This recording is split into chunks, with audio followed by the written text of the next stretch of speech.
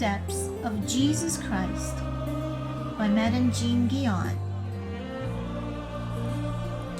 Chapter 9.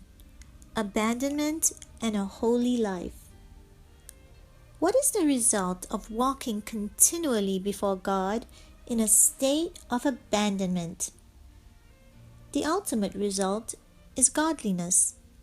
Once you have made this relationship with God part of your life, godliness is easily within your reach. What do we mean by godliness?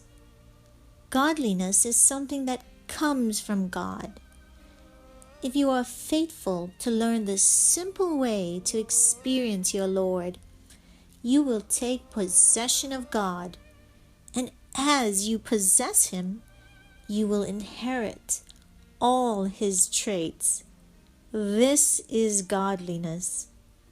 The more you possess God, the more you are made like Him.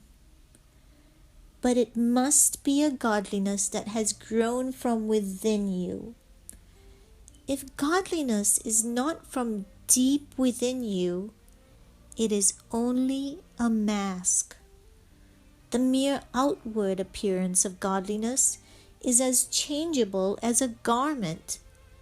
But when godliness is produced in you from the life that is deep within you, then that godliness is real, lasting, and the genuine essence of the Lord.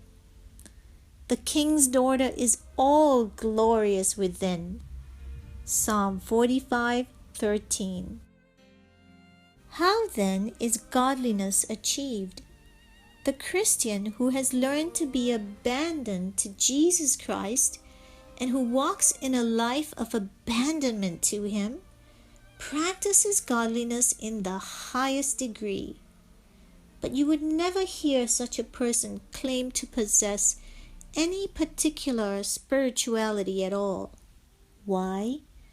Because that Christian has become totally united with God. It is the Lord Himself who is leading that believer into this very thorough practice of godliness. The Lord is very jealous over any saint who is utterly abandoned to Him. He does not let that believer have any pleasures at all outside of himself. Is abandonment the only thing necessary to bring us into godliness? No. But if you become faithful in following everything that has been said thus far, godliness will come. But do not forget that suffering is included in the experience of abandonment.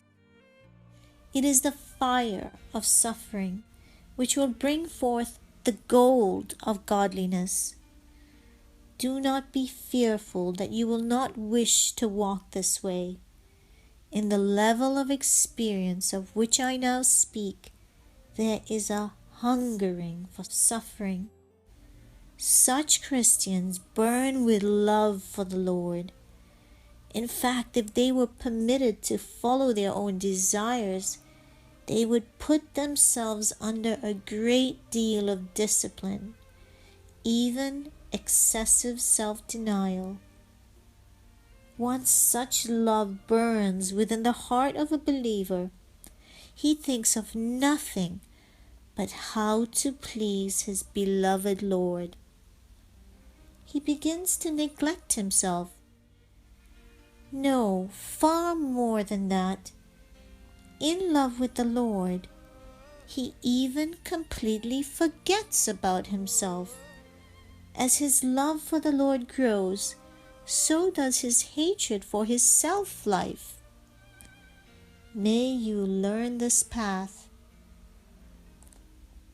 Oh, if the simple way to prayer, the simple experience of Jesus Christ could be acquired by the Lord's children, the whole Church of God would easily be reformed. This way of prayer, this simple relationship to your Lord, is so suited for everyone.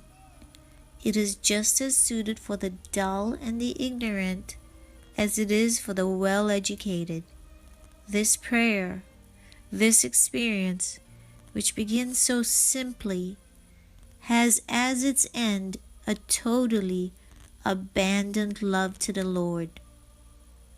Only one thing is required: love. St. Augustine said, "Love, then do what you please. For when you have learned to love, you will not even desire to do those things that might offend the one you love."